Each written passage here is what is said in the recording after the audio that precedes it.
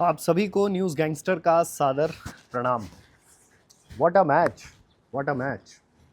मतलब इसके पहले कि मैं अपनी बात कहना शुरू करूं, ये स्पष्ट करना बेहद आवश्यक है कि मैं कोई क्रिकेट का विशेषज्ञ नहीं हूं। बस और इवन क्रिकेट को रेगुलर फॉलो भी नहीं करता हूं। लेकिन जब इस तरह के मुकाबले हों जैसा T20 वर्ल्ड कप के सेमीफाइनल में इंडिया और इंग्लैंड के बीच हुआ, तो मेरे जैसे लोगों को भी क्रिकेट फॉलो करना पड़ता है। एक एक गेम देखनी पड़ती है, एक्साइटमेंट का एक एक पल फॉलो करना पड़ता है, जिसमें वो मैच कहाँ जाएगा, क्या होगा, ये तय होता है। तो व्हाट अ मैच, मतलब कहाँ से शुरू किया जाए, किस प्लेयर की बात की जाए, किस प्लेयर की तारीफ में कसीदे गढ़े जाएं, मुझे समझ नहीं आ रहा। तो मतलब अगर कहना ही हो तो मुझे लगता है कि जसप्रीत बुमराह, भले मतलब मैच का खिताब संजू सैमसन को मिला, पर जिस तरह का प्रदर्शन जसप्रीत बुमराह ने डेथ ओवर में, पावर प्ले में और मिड के ओवर में किया, वो अपने आप में काबिल तारीफ था। मतलब सोचिए कि इंग्लैंड के सेट बैट्समैन छक्के चौके लगा रहे हैं, रन रेट स्ट्राइक रेट इतना ज़्यादा है, रन रेट बराबर मेंटेन्ड है, लग रहा है कि 253 जैसा विशाल का स्कोर इंग्लैंड की टीम चेस कर लेगी। फिर भी जसप्रीत बुमराह ऐसे डेथ ओवर में महज 6 रन, अगर मैं गलत नहीं हूँ तो महज 6 रन देते हैं। तो ऐसी मतलब ऐसी बॉलिंग के लिए कहा जाए कि ऐसा भारतीय बॉलर। और वर्तमान में मुझे लगता है कि पूरी जो भारतीय बॉलिंग का मैकेनिज्म है उसका आधार, उसका बेस, उसका स्तंभ जसप्रीत बुमराह है। अनप्रेडिक्टेबल जेस्चर, अनप्रेडिक्टेबल बॉलिंग, कभी यॉर्कर कभी स्लो। तो जिस तरह की बॉलिंग जसप्रीत बुमराह ने की, 4 ओवर में महज 33 रन दिए, विकेट भी लिया। तो जसप्रीत बुमराह तो मतलब मुझे नहीं लगता कि फिलहाल मतलब भारत के पास, मतलब भारत के लिए शायद कुछ समय तक जसप्रीत बुमराह का विकल्प खोजना बेहद कठिन हो। तो जिस तरह की बॉलिंग और मतलब एक पूरा पूरा का पूरा पैटर्न था, पूरी की पूरी टीम की प्लानिंग ही रही होगी है कि एक पावर प्ले में एक ओवर बुमराह का होता है, उसके बाद मतलब गेम के बीच में मिड में एक ओवर जसप्रीत बुमराह को दिया जाता है, फिर डेथ ओवर्स में ओवर दिया जाता है जसप्रीत बुमराह को।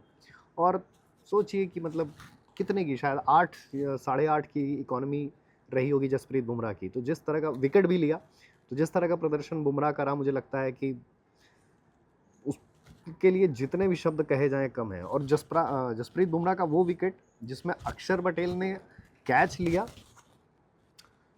वो भी अपने आप में अद्भुत था। मुझे लगता है कि अगर बैटिंग बॉलिंग इंडिया का स्ट्रॉन्ग पॉइंट था, तो इस मैच में फील्डिंग भी इतना एक्स्ट्रा ऑर्डिनरी पॉइंट था जिसे इग्नोर नहीं किया जा सकता। और स्पेशली बापू, अक्षर पटेल, बॉलिंग से तो उन्होंने जो करिश्मा किया सो किया, लेकिन वो कैच, मतलब हाथ में गेंद आ गई, फिर दौड़े, असंतुलित हुए, गेंद शिवम दुबे की तरफ फेंकी, शिवम दुबे ने भी गेंद पकड़ ली और बाहर आए, फिर जो जश्न शुरू हुआ। मतलब मैच का जो टर्निंग पॉइंट था, वो संभवतः वो कैच भी था। वो कैच नहीं होता तो शायद भारतीय क्रिकेट टीम इंग्लैंड से सेमीफाइनल मुकाबले में न जीतती। तो अक्षर पटेल की फील्डिंग और अक्षर पटेल का वो कैच जिसमें उन्होंने पीछे की तरफ भागे, और अपने, मुझे लगता है कि 20-25 कदम वो भागे होंगे, और वैसी स्थिति में पीछे की तरफ दौड़ना, उसके बाद पीछे की तरफ से ही कैच ले लेना।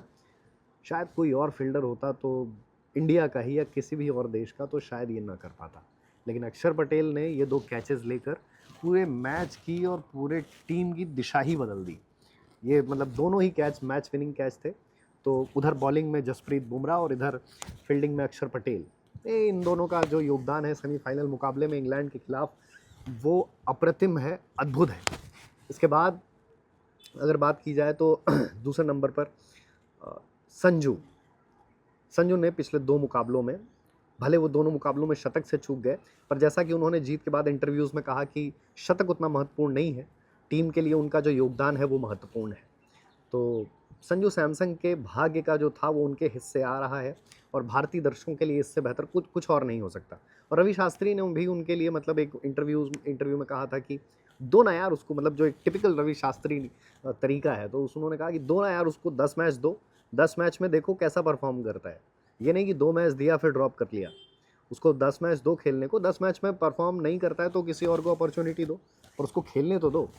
और उस संजू पर ही बात करते हुए रवि शास्त्री ये भी कहते हैं कि बहुत सी उनकी क्वालिटीज़ धोनी जैसी हैं, जैसे बहुत काम है, कंपोज्ड हैं, बहुत एक्सप्रेसिव नहीं है, और उनके डिसीजंस में भी ये बात नज़र आती है कि बहुत बैलेंस्ड होकर, बहुत एनालाइज करके ही वो कोई निर्णय लेते हैं। तो और संजू के फादर का भी इंटरव्यू वायरल है जिसमें वो बेहद खुश नज़र आते हैं। मतलब एक पिता के लिए इससे बेहतर और मौका क्या ही होगा जब उसका बेटा अ, देश का नाम रोशन कर रहा है, वो भी इतने बड़े पैमाने पर। तो संजू का जो प्रदर्शन है, मुझे लगता है कि चाहे वो वेस्ट इंडीज़ के खिलाफ हो और चाहे वो इस मैच में इंग्लैंड के खिलाफ हो, एक्स्ट्रा ऑर्डिनरी था, एप्रिशिएबल था। मतलब ये बहुत ज़रूरी था।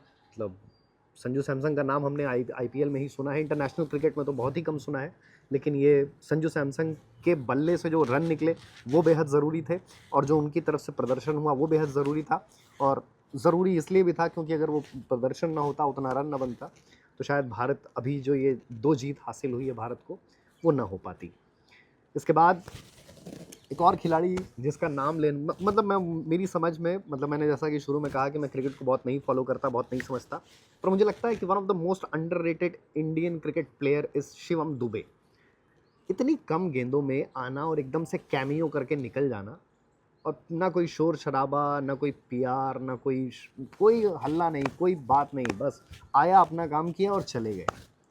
तो शिवम दुबे, मतलब पूरे इंटरनेट पर, पूरे सोशल मीडिया पर उनके लिए एक लाइन वायरल हो रही है कि India's most favourite hairstyle. मुझे इसका कॉन्टेक्स्ट बहुत नहीं पता, पर शिवम दुबे के लिए ये लाइन वायरल है। और जिस तरह उन्होंने प्रदर्शन किया, बिना किसी बातचीत, बिना कोई सेलिब्रेशन, बिना कोई, मतलब जैसे वो बल्लेबाजों का एक, हर बल्लेबाज का एक सिग्नेचर सेलिब्रेशन है, तो कुछ इस तरह का नहीं, बस अपना आए, अपने मैदान पर अपना काम किया और वापस चले गए। तो शिवम दुबे मुझे लगता है कि हाल फिलहाल में one of the most underrated Indian cricket player हैं। और इसके बाद हार्दिक पांड्या, जिनकी, मतलब भले शिवम दुबे किस वजह से भी आउट हुए, हो सकता है ये कहने के लिए मुझे थोड़ा बैकलैश का भी सामना करना पड़े, बट हार्दिक पांड्या, मतलब हार्दिक पांड्या ने, मतलब चाहे वो डेथ ओवर्स में बॉलिंग हो, चाहे कई बल्लेबाजों के जाने के बाद मैदान पर आकर बैटिंग ऑर्डर को, इंडिया के बैटिंग ऑर्डर को संभालना हो, हार्दिक पांड्या ने चाहे बैट से चाहे गेंद से अपना काम बखूबी किया है, हर पड़ाव पर किया है। मतलब ऐसे ही किसी प्लेयर को कुंफू पांडा नहीं कहा जाता। मतलब भले वो लाउड हैं, एक्सप्रेसिव हैं, उनका एक अपना स्टाइल है, एटीट्यूड है, लेकिन मतलब ये बात उन्होंने साबित की कि प्लेयर सिर्फ ज़ुबान से तो वो लाउड है ही, पर अपने बल्ले और अपने गेंद से भी लाउड है। डेथ ओवर में मुझे लगता है, अगर मैं गलत नहीं हूँ, तो महज 8 रन दिए उन्होंने। मतलब कोई भी और चाहे रेगुलर बॉलर होता तो उसके लिए ये करना बहुत कठिन था, लेकिन हार्दिक पांड्या ने गेंद थामी, और जो एक रन रेट था, वो रन रेट को बढ़ने नहीं दिया इंग्लैंड के। तो ये अपने आप में बहुत बड़ी बात है। और जिस तरह की उन्होंने बल्लेबाजी की, बहुत कम गेंदों पर बहुत कम रन, बहुत कम गेंदों पर बहुत ज़्यादा रन बनाए, तो मुझे लगता है कि हार्दिक जैसे प्लेयर की इस टीम को ज़रूरत है और रहेगी। और आने वाले कुछ समय तक अभी हार्दिक का रिप्लेसमेंट, मतलब जितना मैं क्रिकेट समझता हूँ, मुझे तो कोई और नज़र नहीं आता। इसके बाद ईशान किशन, पाकिस्तान के खिलाफ बनाए गए 77 रन हो, या जिस तरह वो एक साल पूरी टीम से बाहर रहे, 1 डेढ़ साल का जो भी समय रहा हो, और जिस तरह उनका कमबैक हुआ है, वो नोटिसेबल है, मतलब वो रिमार्केबल है। ईशान किशन ने भी अपने बल्ले से जवाब दिया, और ये तय हुआ कि नहीं भाई, भारतीय क्रिकेट टीम को ईशान किशन जैसे बल्लेबाजों की भी ज़रूरत है, और ऐसे बल्लेबाज जो मैदान पर, और एक वो शतक जो उन्होंने बेहद कठिन परिस्थितियों में भारतीय क्रिकेट टीम के लिए बनाया, तो जिस तरह का प्रदर्शन ईशान किशन का रहा है, जिसे असल मायने में कमबैक कहा जाना चाहिए, तो वो भी भारतीय क्रिकेट टीम के लिए बेहद ज़रूरी था। तो यहाँ ईशान किशन भी, जो, क्योंकि ऐसा समय जब वो टीम से बाहर रहे और यंग होने के बावजूद बाहर रहे, तो ईशान किशन के लिए भी, मतलब हमें तारीफ़ करनी पड़ेगी कि जिस तरह उन्होंने अपने खेल को सुधारा, और खेल को सुधार कर मतलब भारत की जीत में कंट्रीब्यूट किया, योगदान दिया। तो इसलिए इस बात के लिए ईशान किशन की भी तारीफ़ होनी चाहिए। और तिलक वर्मा का भी वो कैमियो, आई थिंक 7 गेंदों में 21 रन या कुछ ऐसे ही, तो तिलक वर्मा ने भी मतलब अपनी भूमिका निभाई। और इसके बाद मतलब अक्षर पटेल की बात मैं कर ही चुका हूँ, वरुण चक्रवर्ती हों, अभिषेक शर्मा हों, मुझे लगता है कि सभी खिलाड़ियों ने अपने अपने अपने हिस्से का योगदान दिया।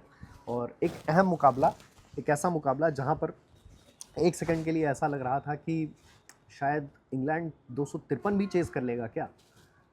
ऐसे मौके पर टीम ने हिम्मत नहीं हारी, मतलब जहाँ-जहाँ भी लगा कि हाँ इंग्लैंड मजबूत स्थिति में है, अगले पल ये भी लगा कि हाँ भारत भी उतनी ही मजबूत स्थिति में है। कहीं ऐसा नहीं लगा कि भारत कमज़ोर पड़ रही है, भारत की टीम कहीं पर, मतलब ऐसा नहीं लगा कि हार की स्थिति बन रही है। बस ये था कि हाँ, और मुझे लगता है कि एक जो इक्वल प्रतिस्पर्धा है, जो बराबरी की लड़ाई का जो अद्भुत नमूना है, वो ये मैच था। मतलब चाहे एक तरफ भारत, दूसरी तरफ इंग्लैंड, लगा नहीं था कि मतलब इतना इतना 253 का बड़ा विशाल का स्कोर बनेगा। और बिल्कुल ये भी उम्मीद नहीं थी कि इंग्लैंड भी इतनी, मतलब इंग्लैंड की तरफ से इतनी अच्छी बल्लेबाजी होगी और एक सेकंड के लिए लगेगा कि 253 जैसा स्कोर भी चेजेबल है। तो मतलब ये अपने, और सबसे बड़ी बात मतलब इस क्रिकेट मैच में भारतीय क्रिकेट टीम की तरफ से जो प्रदर्शन रहा, मुझे लगता है कि वो टीम वर्क का, कंबाइंड एफर्ट का सबसे उत्कृष्ट उदाहरण है। अब सोचिए कि मतलब अक्षर पटेल ने गेंद फेंकी और तुरंत शिवम दुबे ने पकड़ी। एक वो शायद आखिरी के कुछ ओवर्स का वो दौर था जब गेंद हार्दिक पांड्या के हाथ में आती है और हार्दिक पांड्या बहुत बाउंड्री सेव करते हैं और गेंद को बहुत तेज़ी से विकेट की तरफ फेंकते हैं बॉलर के पास। तो ये कुछ ऐसे मौके थे जब, और चाहे वो डेथ ओवर हो जिसमें बुमराह ने महज 6 रन दिए, चाहे हार्दिक पांड्या का डेथ ओवर रहा हो, अर्शदीप के ओवर में भी भले मतलब 3 वाइड गई पर फिर वो वही अक्षर पटेल वाला वो कैच आया। तो ये जो कुछ कुछ ऐसे मौके थे जब समझ आया कि टीम कितना कोऑर्डिनेटेड है, ये टीम ने मतलब कितना, मतलब भारतीय टीम ने मतलब एक टीम एफर्ट के साथ प्रदर्शन किया, जिसकी वजह से एक शानदार जीत हासिल हुई और वाकई मतलब देश के लोगों की होली हैप्पी हो गई। तो मतलब बहुत ही शानदार मैच था। सेमीफाइनल इससे कम क्या ही हो सकता था। तो हम तो बस उम्मीद करते हैं कि फाइनल में भी भारतीय क्रिकेट टीम ऐसा ही प्रदर्शन करे और भले प्लेइंग 11 में जो भी चेंजेस हो, पर किसी भी प्लेयर का प्रदर्शन में कमी ना आए, सब अपने अपने हिस्से का योगदान दें और भारतीय क्रिकेट टीम फाइनल जीते, उसके नाम ट्रॉफी हो T20 वर्ल्ड कप की। और मिलते हैं तब तक किसी अगली वार्ता में, तब तक के लिए धन्यवाद।